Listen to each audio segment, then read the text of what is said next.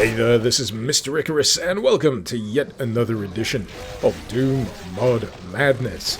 This time around we're doing something ever so slightly different, a gameplay grab bag of sorts, consisting of multiple gameplay mods that have caught my eye of late. So without further ado, let me introduce you to the first mod on the cards today. This is Eterrnal Slayer. This caught my eye for obvious reasons. We've got the third-person perspective, the 3D Slayer model, and also the fact that you're running around carving chunks out of everything with the goddamn Crucible.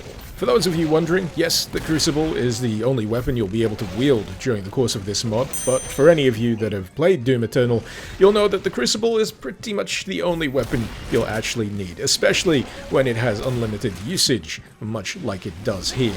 That said, enemies here don't quite fall to pieces quite like they do in Doom Eternal. The Crucible lure is like a hot knife through butter, whereas this is going to require a few thwacks depending on the heftiness of the enemy that you're up against. You can also trigger certain combos depending on how many times you press the primary fire, maybe supplemented with alt fire, and a few moves such as dash and jump will also add a little bit of extra flair into those attacks. It's safe to say that there's more than a faint whiff of Devil May Cry to the proceedings here, and that feeling is certainly bolstered by the presence of the styled head-up display. You'll note my health as the red bar in the top left-hand corner. Below that is a slightly smaller bar that will fill when you acquire armor, and there's also a few open slots for any keycards or skull keys that you acquire during the course of a level. You'll also note that, much like Devil May Cry, a successful kill will trigger the appearance of the style meter. Now, traditionally, the more you kill, the more stylishly you do it, the higher you'll be able to build your rank. But here, I feel like the meter depletes far too quickly for you to actually, get anywhere. With further playing about, however, I found that this is much less geared towards more traditional styled maps, and much more towards maps where the enemy count is much higher, more densely packed, and really, you're gonna have to get yourself a room packed to the gills with enemies if you want to be troubling the upper echelons of the style rankings here. That said, it's a fun time, if relatively short-lived. It won't take you long to run through the available possibilities with regards to the moveset, but there is clear scope here for improvement and expansion. I mean, in terms of what I'd like to personally see from this going forward is, aside from the obvious style meter tweaks, is something else to shoot for other than just a progressively higher rank when it comes to killing enemies, because if you recall in Devil May Cry, you'll know that downing enemies also grants you orbs, which you can spend as currency in upgrade shops, granting more abilities, improving currently existing ones, and yeah, you can open up a whole kettle of fish with this in terms of progression, in terms of making the player feel more powerful and being able to take on progressively bigger and tougher enemies. Even though dashing grants you a few invincibility frames here, I'd love to see a block. That would make hit-scan enemies much less of a pain in the ass to deal with. I'd love to be able to just flat out negate that attack. And heck, while we're at it, you could make that an upgradable ability itself. Make it so the block can reflect enemy attacks right back at them. That would be pretty friggin' neat, but regardless, that's stuff that may or may not manifest further on down the line. What we have in front of us right here, right now, is a rather satisfying, really fun idea that's been pulled off with a fair degree of flair, if I'd say so myself. I love those little custom animations for the hang time when you manage to whack an enemy up in the air. I love the fact that you've got some bounce for the cacodemons when you manage to slam them back down to the ground. Some really neat little touches scattered throughout this, and I eagerly anticipate whatever may come next. Keeping things melee-based, but maybe slowing down the pace somewhat, is Onslaught. This is version 0.1, so I'd say very much proof of concept, very rudimentary at the moment, but if you've ever played Dark Messiah of Might and Magic, you'll have some idea of what this mod is going for. For the uninitiated, Dark Messiah was a game that featured a lot of really cool interaction with the environment. And as you can plainly see here, one of the interactions that Onslaught is seeking to replicate is the ability to kick enemies wholesale into walls lined with spikes. These were inexplicably numerous during the course of Dark Messiah, and there were other interactions to speak of. You could destroy struts that would hold up platforms, causing barrels to tumble down and knock over your enemies. There was also a lot of really neat spell interaction. A frozen spell, for example, could ice up the floor, and you could hilariously cause enemies to slip and slide and just go flying off the side of a cliff. Unfortunately, advanced mechanics such as that are not currently available here in Onslaught. This is version 0.1 after all, and I'd very much regard this as a proof of concept. In terms of the available gameplay, you've got access to the kick, which can obviously fling enemies back. You've got a standard attack, a heavy attack, and you can also block with a shield. Kicking and heavy attacks deplete stamina, which you'll see in the form of a green bar that gets smaller the more you use those attacks. And health is the red bar, which will actually regenerate, provided you keep yourself out of trouble. You'll also have seen me collect rage orbs from fallen enemies. I believe this only occurs when you defeat them in standard combat. You can't collect them from enemies you've pinned to the wall, but collect enough rage orbs and you essentially activate temporary invincibility, or at the very least an extremely high rate of regeneration. I was trying to figure out for a short while whether this also translated to unlimited stamina, but no, you still have to watch out for the stamina depletion when using your heavy attacks, your kicks, and your block bashes. But for me, the rage orbs came tremendously in handy during the next phase of this available level. Welcome to the head soccer portion of Onslaught, a delightfully brutal diversion that has you kicking the severed head of your mortal enemy through the opposing team's goalposts, all the while they try to rend you limb from limb.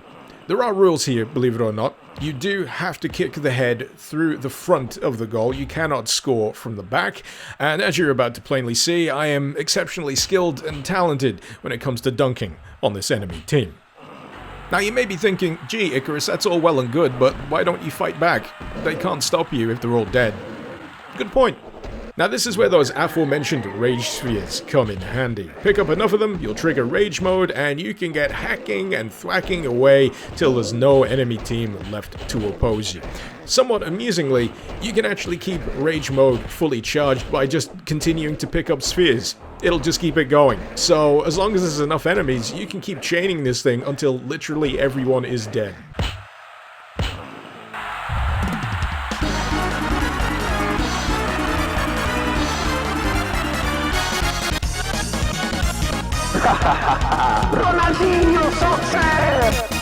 After that, it's off to the back end of this level, where things heat up ever so slightly with the presence of a lava pit, which, yes, you can merrily boot enemies into. And really, it's just an opportunity to put into further practice all of the elements that the mod has been teaching you so far, that of kicking and thwacking over the head. So yeah, it's pretty short by way of the content that you'll have available to play through in this very early version, but what's here is actually quite fun. And I'm looking forward to seeing what comes next, if they're seeking to replicate some of the more complex systems that were present in Dark Messiah.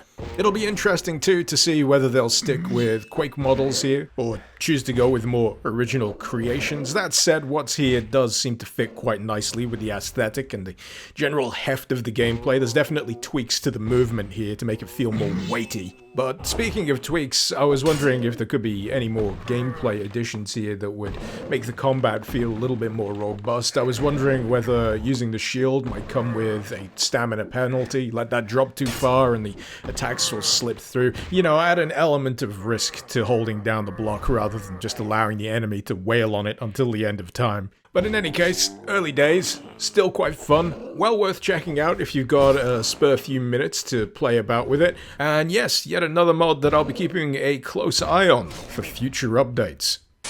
Next up, we have Nightshift. This is quite an interesting gameplay mod, one that seeks to bring a pinch of the survival horror-esque experience into Doom, and do so with an extremely small file size footprint. Apparently, this doesn't even exceed 4 megabytes in size.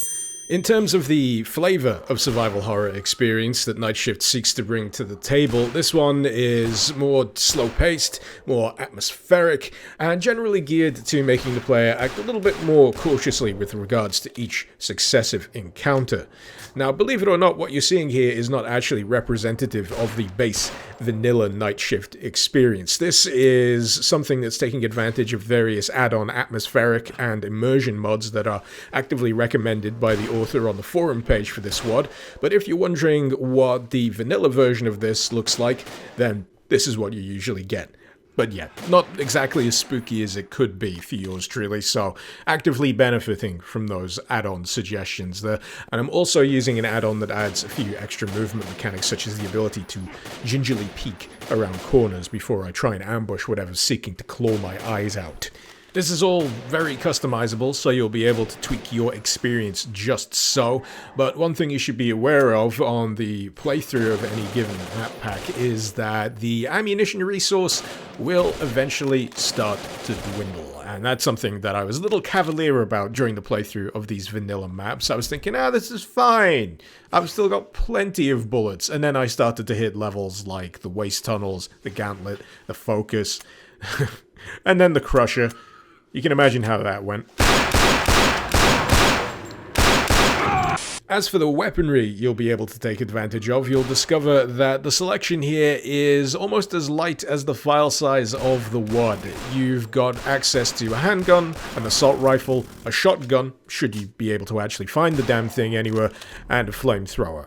Outside of those, you can kick things in the face, which is occasionally handy for close-range scuffles, and a nightstick, which can further be upgraded to a crowbar, which I believe is basically the stand-in for the chainsaw here. But yeah, that's your lot, and you best use it well.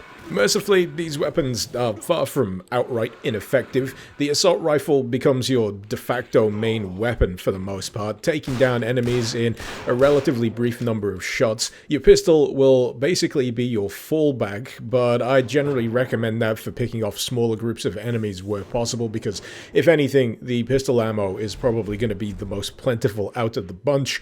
And then at the top, you got the flamethrower, which is chiefly going to be reserved for the big kahunas that you really do not want to be spending any significant amount of time screwing around with. Something else you'll certainly have to watch out for is reloading. By default, it is manual reload, and it's an aspect that consistently catches me off guard. Hearing that trigger go click, click, click, and you've got nothing left in the middle of something trying to tear your face off is downright panic-inducing. But hey, if anything, this is the right kind of mod to be experiencing that kind of stuff. It's kind of a sign that it must be doing something right. If I have any gripes about Nightshift, it's largely nitpicky, preferential type stuff, like how I'd hoped that the survival horror experience of it would have been a little bit more immediate. For example, in the first few maps I played, I didn't really feel like I was up against anything seriously dangerous. That overabundance of ammunition probably didn't help in that particular scenario, but I couldn't help but feel that the enemies could be tougher, a little bit more difficult to deal with, but the longer I played this, the more I realized the kind of pacing that it was setting in place. This is a bit more of a slow burn experience than I'm used to, and once those higher tier enemies started coming into the mix in later levels, I was in the zone. I was feeling it. And honestly, your experience may vary too, depending on what kind of map pack you choose to play this with and what settings you choose to tweak.